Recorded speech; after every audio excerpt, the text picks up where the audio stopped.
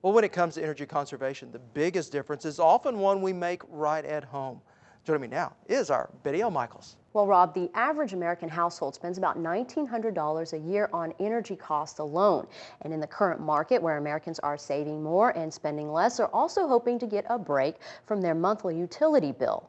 We visited with Tom Parks about a few do-it-yourself projects that could save you some cold, hard cash.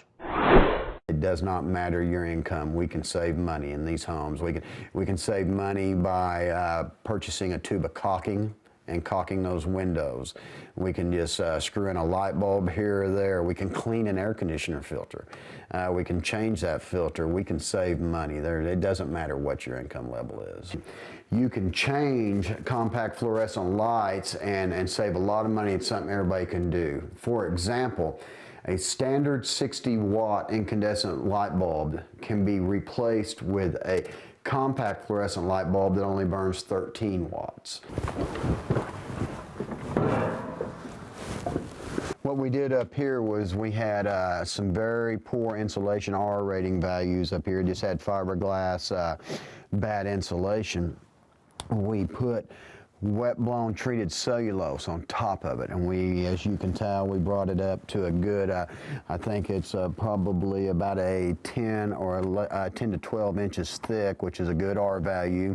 What this stuff does is it helps to keep the heat and the infiltration out of the house. It's compacted to where when we saw the infrared pictures that showed the 112, 103 degree temperatures coming through, this will help stop that. And let me open this up and show you this door. And one way we can stop all this money from just blowing outside the house is by putting weather stripping here on the door jamb.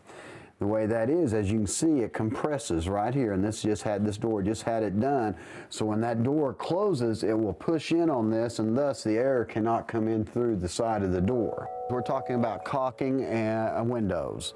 And as you can see, there's new caulking been put along right through here and all up along the very top. And what this caulking does is keeps that wind from coming in, doesn't get in behind the window sills, and then it's just the way we shut off that air infiltration through these windows.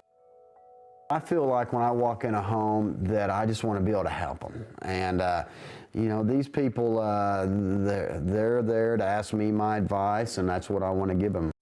The first thing we did was we sat down and we just visited about what we were going to do. It seems like a big outlay of money at first, but when you can save $75 a month and you know you're going to live somewhere for quite some length of time, it's way worth it. I mean, it's so nice to be able to be warm or cool and not have to worry about, am I going to be able to pay my bill? While we've looked at a lot of different options, let's just focus on light bulbs. Lighting accounts for about 20% of an average home's electric bill. So energy experts say if you were to change all your bulbs to compact fluorescent, you'd use 75% less electricity. And Rob, that would just translate into savings in your monthly electric bill. So what are the downsides? Two main things, really.